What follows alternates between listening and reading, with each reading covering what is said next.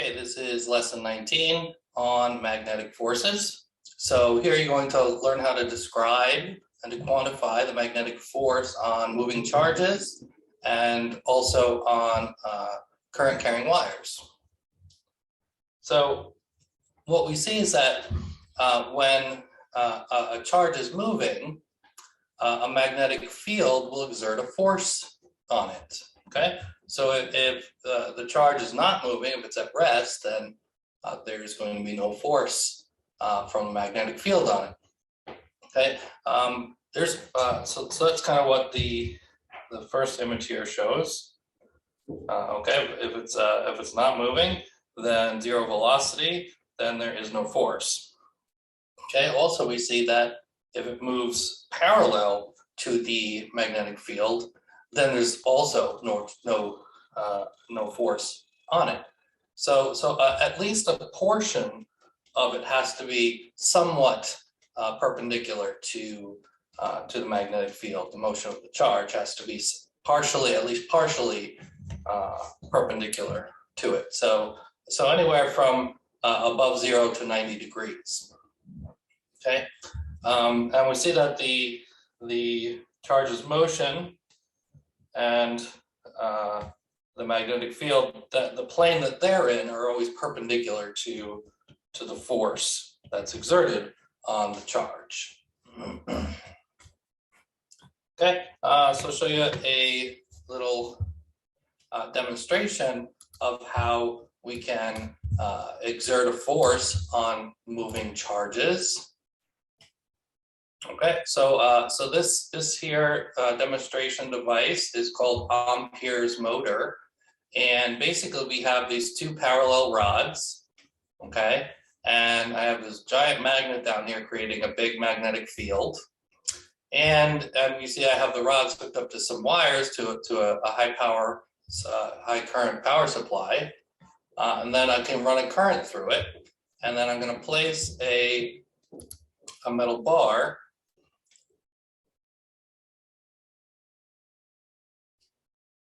Place the metal bar on there, and that will complete a circuit. Okay, and then I'm going to run the current through one way, through clockwise and counterclockwise, and depending on the direction I run the current through, the force will either be exerted to the left or to the right.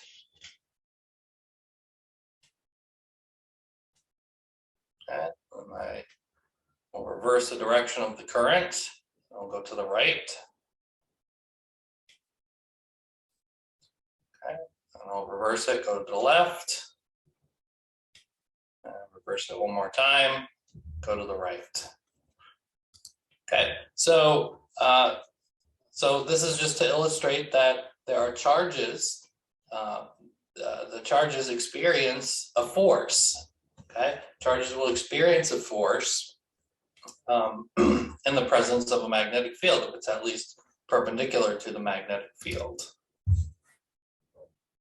And so we see that there's a force exerted on the moving charges, and it has a certain magnitude of force.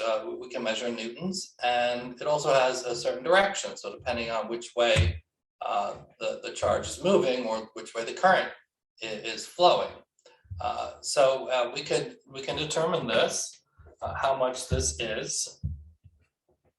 Okay, so the force, still F, and it's a cross product of the charge and the velocity, and it's the cross product of that along with the magnetic field strength.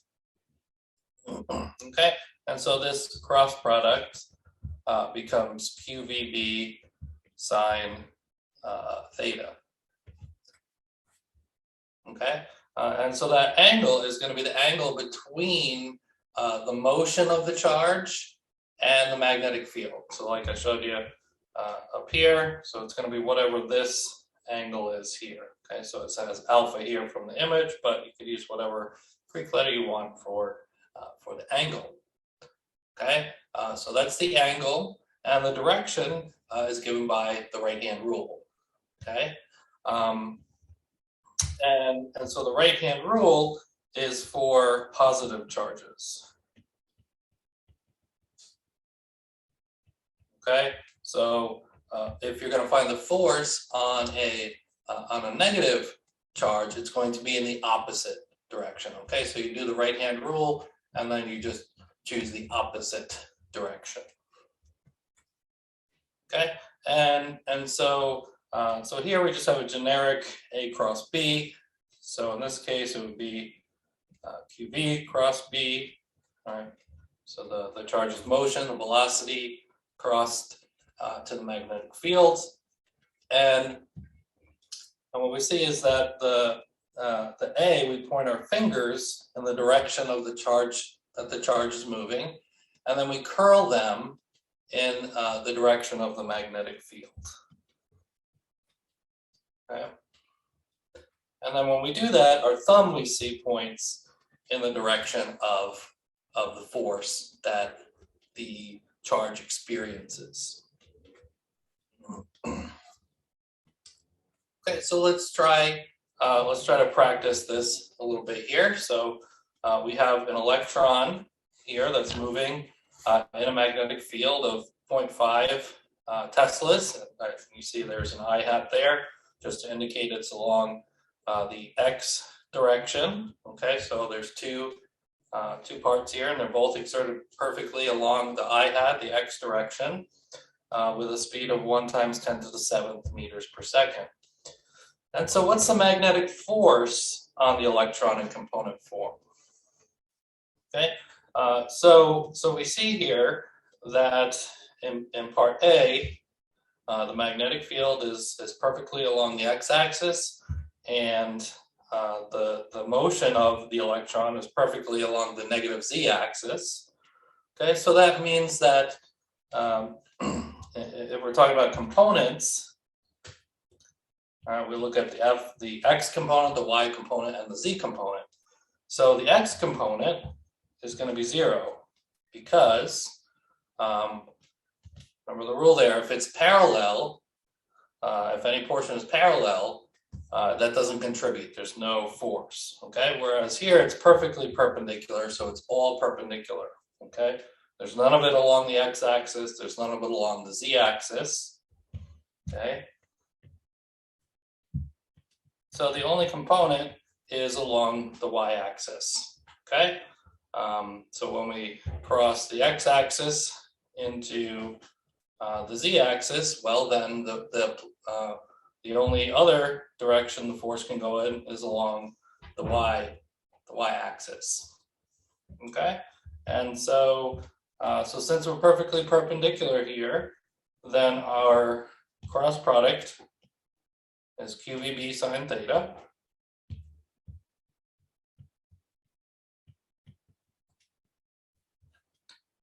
Okay, and the charge is minus 1.6 times 10⁻⁹ coulombs. And that's just the charge of an electron times the velocity, 1 × 10⁷ meters per second. The magnetic field is 0.5 Teslas, and angle is 90 degrees. And so when we get an angle of 90 degrees, the sine of 90 degrees is just 1. Okay, so this is really, it's just when it's perpendicular, when the charge is moving perpendicular to the magnetic field, then it's just Q times V times B, and that's it. Okay, and so when I did this out, I got -8 times 10⁻⁻13 newtons. Okay, so there's nothing, no force exerted along the x-axis or the I hat direction, no force exerted along the z-axis or the k hat direction. It's all exerted along the y-axis or the j hat direction. Okay, and then in the second part here, what we see is that part of it, part of the motion can be divided into the y direction and the z direction. Okay, So it will have, it will not have an X component, right?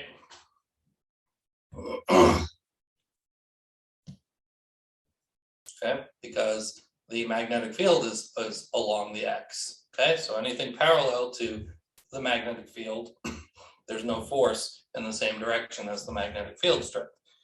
But there will be some force along the Y direction and along the Z direction. Okay, and we see there it's moving at a 45-degree angle with respect to the Y and Z. Okay, so then these numbers are they're just going to be the same, right? F the Y component and the Z component are going to be equal to each other, which is going to be the charge times the velocity times the magnetic field times the sine of 45 degrees. Okay, so that's minus 1.6 times 10 to the minus 19th coulombs. Speed of 1 times 10 to the 7th meters per second. And the sine of 45 degrees. Okay, and I get 5.7 times 10 to the minus 13th newtons.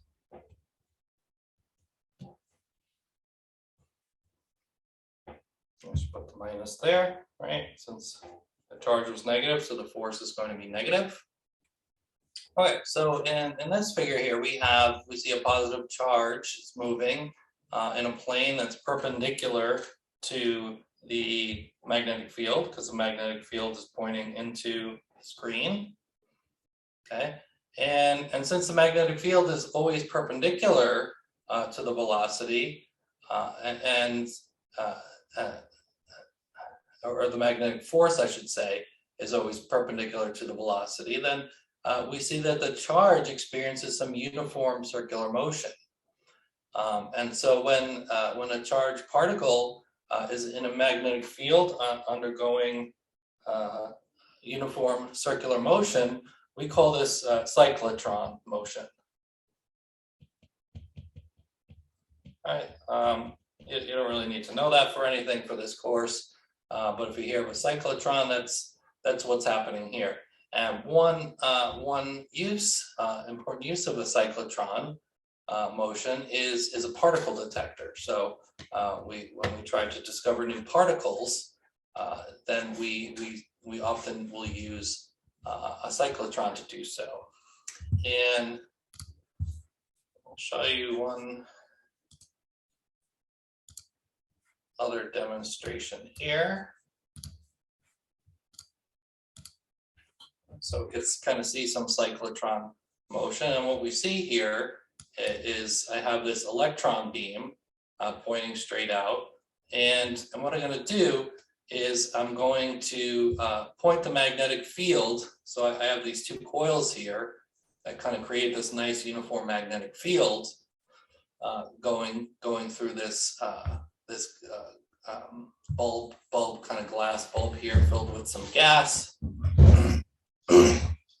And I'll change the direction, and I'll increase the current, and then you'll see what happens here.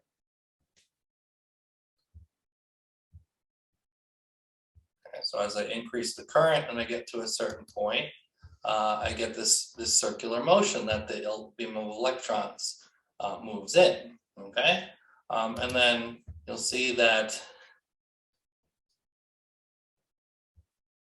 I'll put it back, and then I'll reverse the direction of that the current's flowing. You'll see that it will bend the other way. Okay.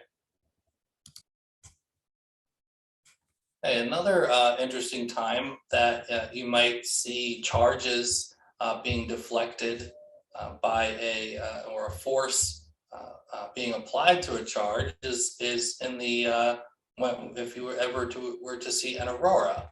Okay, and so what we see with the aurora is that there's charged particles in that are in the atmosphere coming from the sun, and they can be deflected by the magnetic field. Okay, and this result of this is this interaction here that causes these beautiful beautiful colors and patterns. And so I'll show you a demonstration that kind of simplifies this a bit here of what's happening.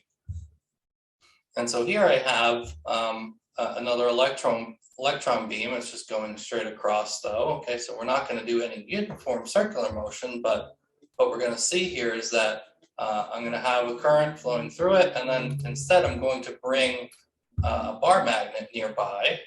Okay, and you see, looks like the north end of the magnet there, and then I bring it over to the south end. Okay, and you see it will bend depending on which side. Now that's the north end.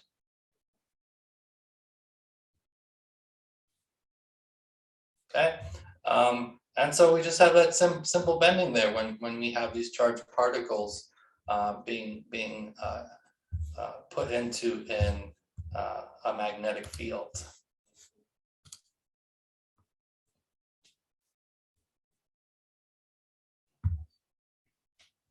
Okay, so those are charged particles, like just in a vacuum or the atmosphere, and but charges also, we know, can move through conductors like wires, and these can also be deflected by a magnetic field. And when this happens, we call this the Hall effect, Hall, and this can be a way we can actually measure magnetic fields. And so this is a simple, cheap sensor that you can buy for like an Arduino and other similar devices in order to try to measure magnetic fields this way.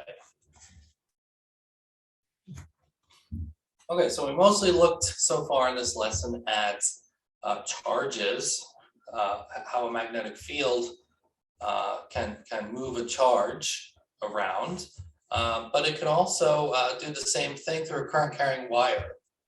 Force can be applied, and that's sort of what we saw with that Ampere's motor, where we saw the bar moving to the left or right across the other two bars of wire. And so when a current carrying wire, we see very similar to with charges. So if we have a current carrying wire here and the current is flowing up, and if the magnetic field, right, indicated by the arrows here, is also going in the same direction, then no force, right? There's no force here experienced by the wire. Okay, but in the case of the second picture here, the B picture, if the field is perpendicular to the magnetic field, then it does experience a force, and this force is determined by the direction is determined by the right-hand rule. Okay, so just put this out here just to kind of help you visualize what the right-hand rule looks like. So if in the A picture, if I point my fingers in the direction of the current flowing through the wire, all right, and if the magnetic field is along the same direction, then I can't actually curl my fingers, can I? Okay, so there's no force. Whereas in the B, right, the current's still flowing upward, but since the magnetic field is going into the page, I can curl it, my fingers into the page, right? And then we see my thumb points toward the left there. Okay, so for the force on a charge, we said it was QV cross B. Okay, so we can put this in terms of current, the current that flows through a wire, because we know that the current in a wire is just the charge per time.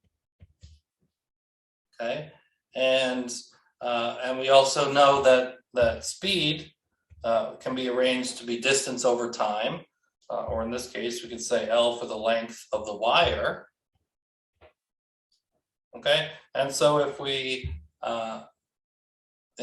put Q, if we put Q and V in these terms, so Q would be I delta T, so then Q times V will be I delta T times L over delta T. And so QV is just I times L.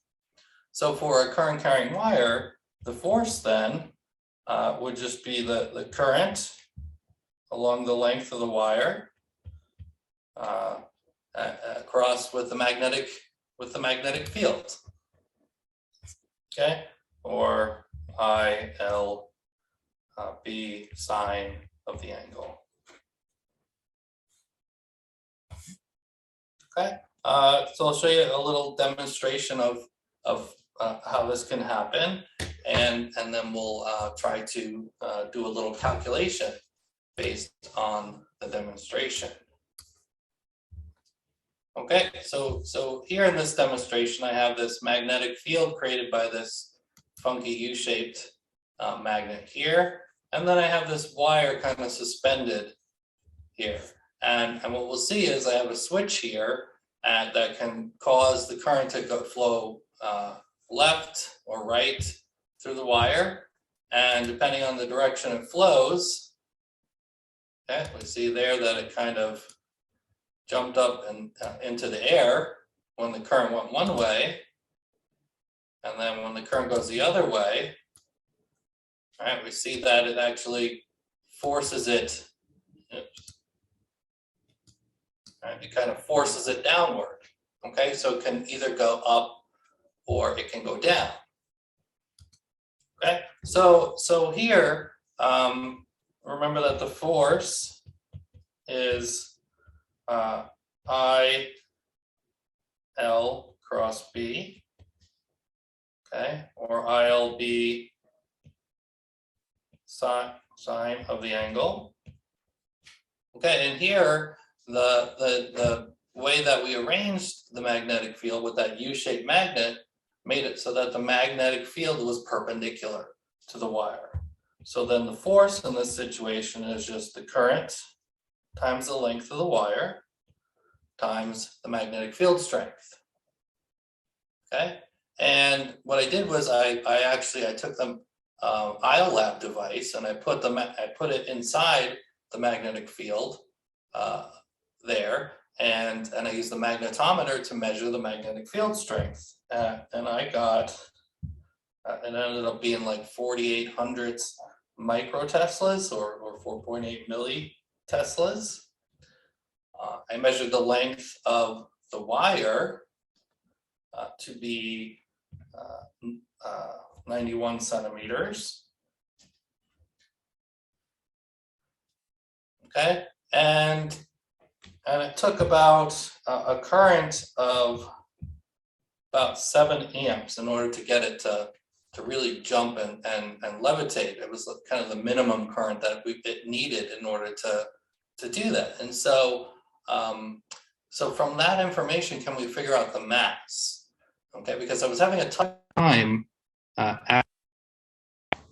actually trying to measure the mass of this, because the wire itself was the part of it that actually jumped up. I couldn't actually measure without cutting the ends of the wire off. So it's really a tough way to figure out how much mass the wire had. Okay, so I know that the force is the current times the length times the magnetic field. Okay, and in order for this wire to jump, the force would have to be mass times gravity, right? The weight of the wire would need to be overcome in order to make have a force applied from the wire to move it upward, or from the magnetic field. Okay, so I can solve for mass. Right, so my current was, put everything into SI units.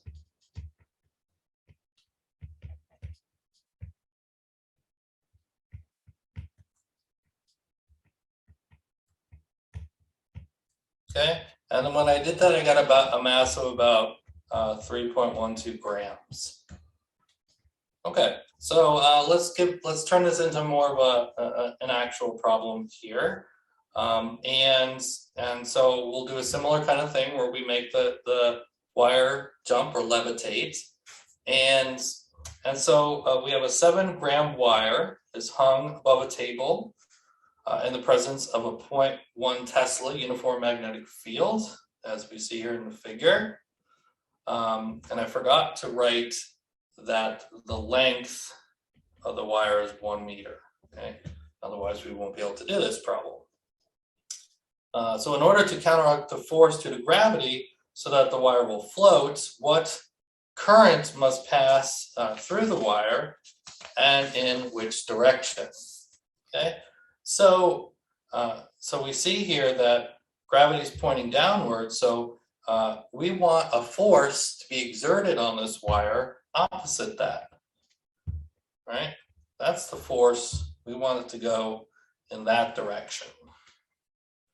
Okay, so what current must there be? Well, we can see here that the force and the current are perpendicular to the magnetic field. So the force would just be the current times the length times the magnetic field. Okay, and we want to know what is the current. So we'll solve for I. The force divided by the length in the magnetic field. All right, the force again has to be mass times gravity. The weight of the wire must be overcome. Okay, we'll put everything into SI units.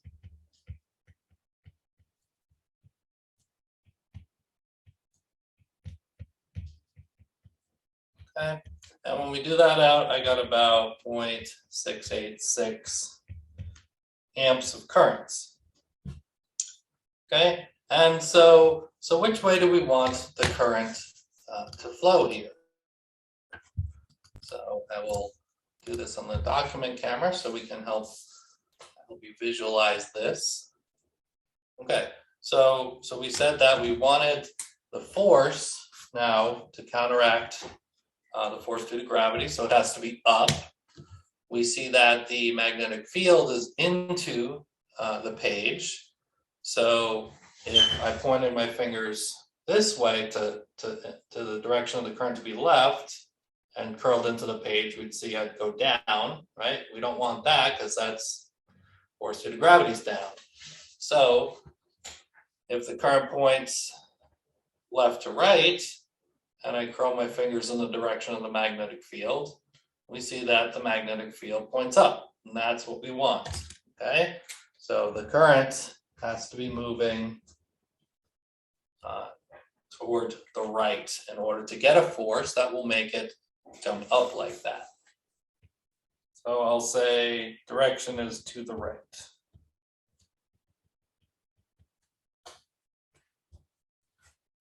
Okay, so now we have, we see a current flowing through a wire, and a force can make the wire move. So we looked at one individual wire. Now what if we have 2 wires? Okay, and so what we're going to see is that if we have 2 wires, 2 parallel wires, and the currents are flowing in the same direction, they will attract one another. Okay, and if they're flowing in the opposite directions, they will repel one another.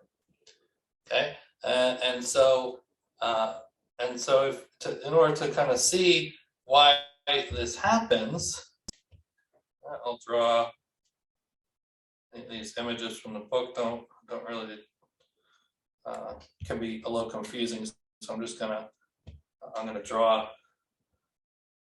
I'm going to draw some new lines because the way it's showing here, I think, is a little misleading. So if we look at these 2 wires, the currents are flowing both to the right. What does the magnetic field strength look like? Remember, there's circles going around a wire, okay? And if the current's going to the right, okay, and maybe I'll share my document camera so you can visualize this a little bit better. Okay, and so if I point my thumb in the direction the current goes, right, to the right, and curl my fingers in the direction of the magnetic field, right, on the top part of the wire, right, will be coming out of the page.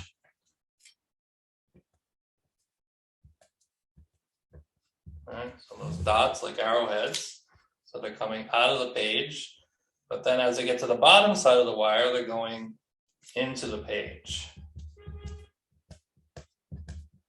Okay, and then the same thing happens on the bottom wire, right?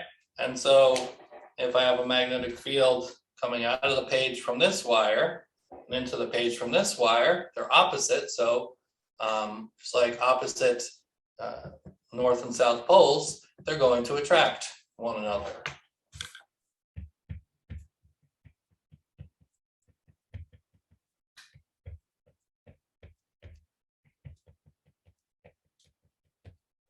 Okay.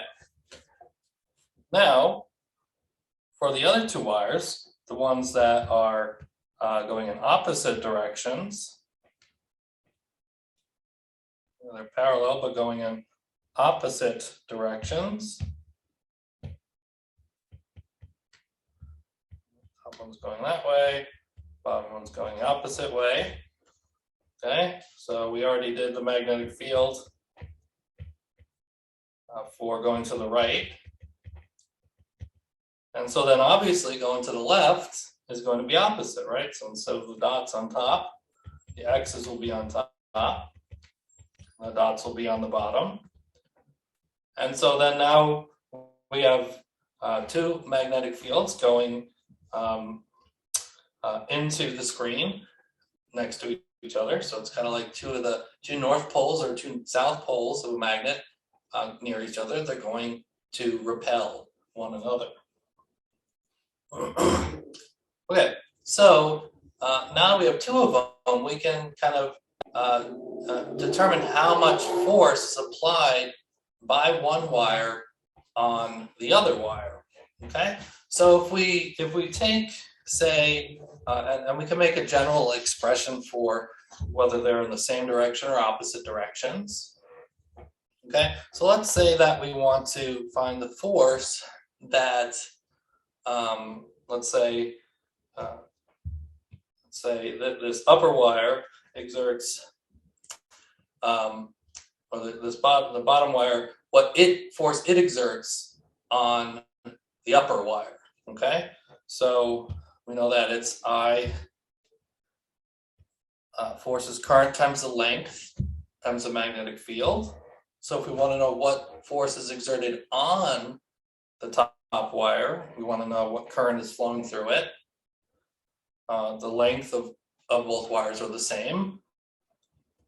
And what's the force exerted by the bottom wire on the top? So we need to know what the magnetic field strength is coming from the bottom wire. Okay, and we know that magnetic field strength, right, of a straight wire is mu naught times the current, in this case is the current from the bottom wire, over 2 pi times the distance between the wires. Okay, or we can simplify this a bit more to be mu naught I1 times I2 times the length over 2 pi d.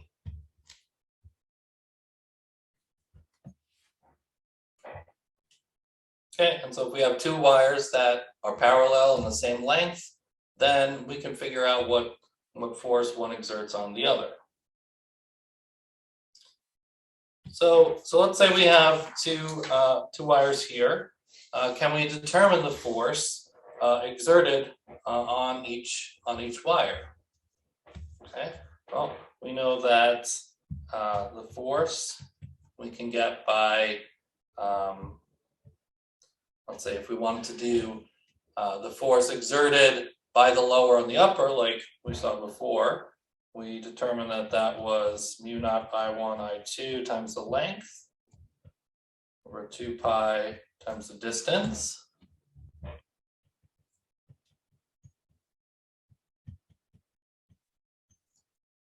Okay, and so I1 and I2, well, they're the same here, so it doesn't really matter.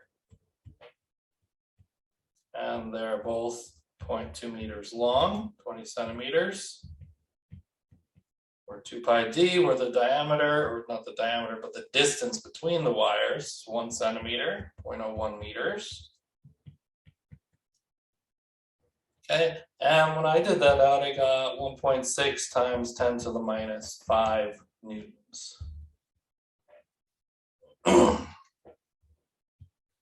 Okay, so if that was the force of the bottom on the top, okay, let's say if the bottom was wire 2, right, which has current 2, oops,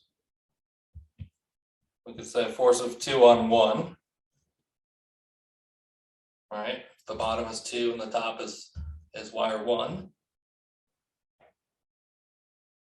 Then we can basically do the same thing for the bottom one, right? So instead of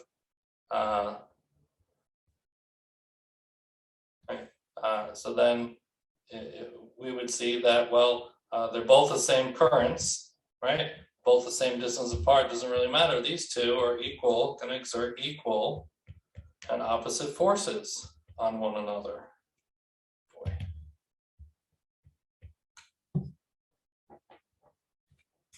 Okay, so they're going to exert the same force on one another. Okay, they're just going to do so in opposite directions. Okay? And that's why we see that they kind of attract one another.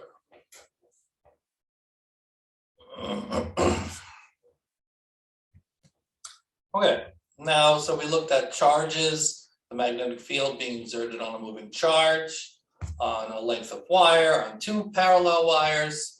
We also have studied current loops, right? A loop of wire and the magnetic field passing through that. Well, an interesting thing that we see is that in this case, if we put a loop of wire in a magnetic field, it will experience a torque, okay? And this torque is the basis for electric motors and for generators. So I'll show you an example of this. That just reminded me, I forgot to show you the wires attracting and repelling, so I'll do that in a second here. But here I have a high current power supply, and you see I have 2 bar magnets. One, you see N and S, so I have a south pole of a bar magnet on this side facing the coil. So I got this funky coil wrapped around a very thin cardboard so it can experience enough force that it will turn. And then I have the north side facing over here. And we'll see that when we turn it on, we'll run the current one way and the coil will turn, well, I guess that's clockwise. And then if we run the current the other way, then the coil spins counterclockwise. Okay. Like I said, that's kind of the application for electric motors and generators. Okay, so in this one here, we have the currents flowing in the same direction. And so we'll see that they kind of attract each other. Okay, when we turn the current on. So I don't have the current on the whole time, so wires get really hot. And here's the one where they're in opposite directions. So I used opposite colors to indicate that. And when I turn the current on, you see they push apart from one another. Okay, and so then finally, we want to kind of bring this back to the atom. And so remember, in our classical model of the atom, we have an electron that sort of orbits a a nucleus. And so we can kind of think of the electron as creating a current loop. And so it in itself, remember, a current carrying loop of wire is a magnetic dipole. So the electron sort of behaves like a magnetic dipole. And we refer to this in physics as the electron's magnetic moment, or its spin, even though nothing's really actually spinning. And so what we see is that most elements, the magnetic moments of an atom are randomly arranged, okay? And so even though we're having these magnetic dipoles created by, essentially created by the electron, because the magnetic moments are randomly arranged, most elements, the net magnetic moment is zero, okay? And so we don't really, they're not really behaving like a magnet, okay, a magnetic dipole. In iron and other magnetic materials, the magnetic moments, they mostly line up in the same direction. And so we call these materials ferromagnetic. So in a piece of iron, what we see is that there's many small regions that we call magnetic domains.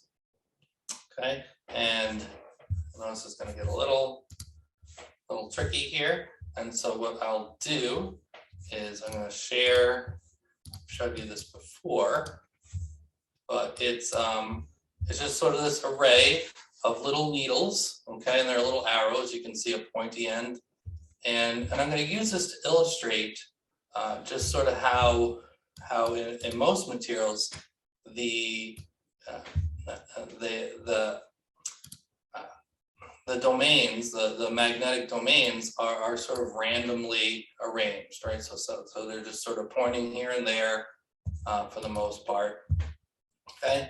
And in materials, we see that in iron, we see that there's sort of like individual small regions that we call magnetic domains. And in these magnetic domains, all of the iron atoms in each domain are aligned. Okay, so that's just like in one little piece, a little piece of an iron. Okay, if we have a large piece of iron, then we have a ton of magnetic domains. Okay, so you can think of this array as like a large piece of iron, and then each individual needle as sort of a little piece of iron that makes up the larger piece.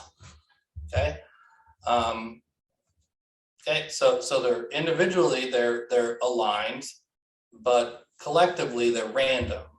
Okay, but if we put it in the presence of a magnetic field, okay, what we see is that the field, right? So here's a magnetic field. I have a big, strong magnet over here.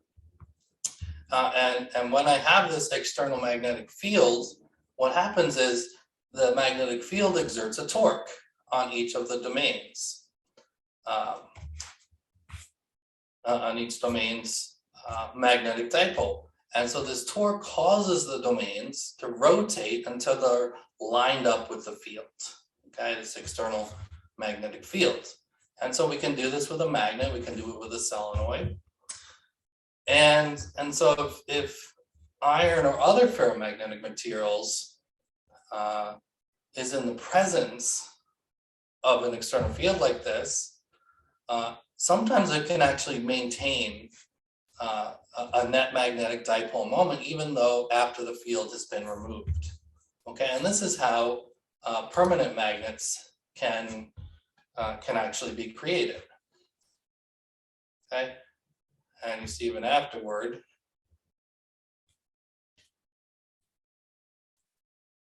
okay, even afterward, after I pull it away, a lot of them are still kind of lined up. So they were kind of temporarily magnetized.